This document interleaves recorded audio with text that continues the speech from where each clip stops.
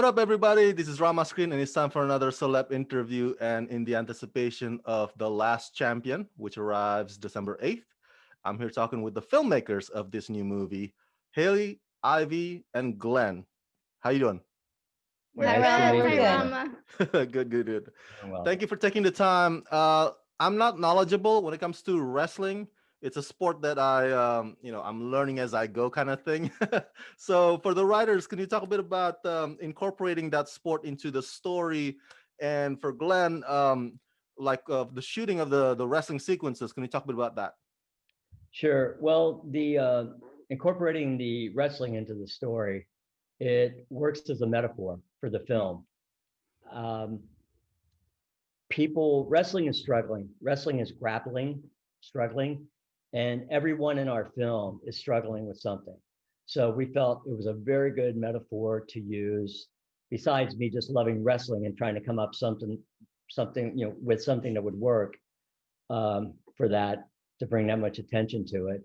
Also, the process, it was all choreographed, really. And we were shooting with seven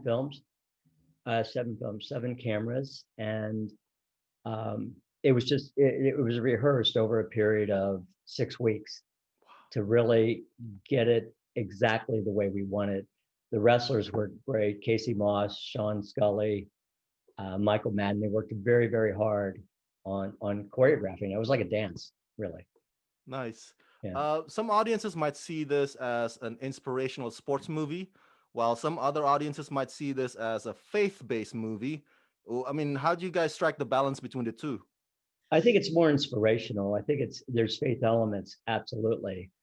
But it's there's nothing wrong with that if people want to feel that. There are elements in that.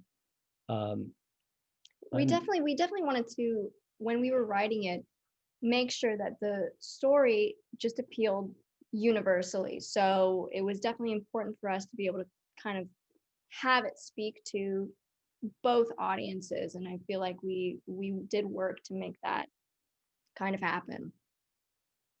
No matter what your faith. Actually. Yeah, absolutely.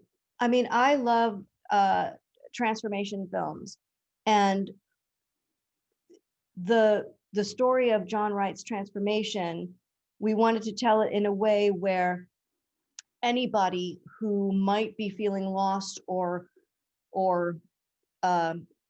down and out, or would maybe might recognize themselves or recognize a loved one in this movie and be touched by its message.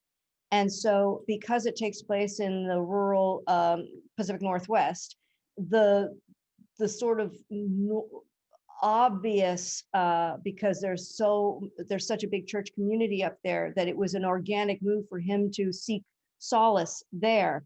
But it's really so much about the community coming together and being part of his healing. Helping him through it.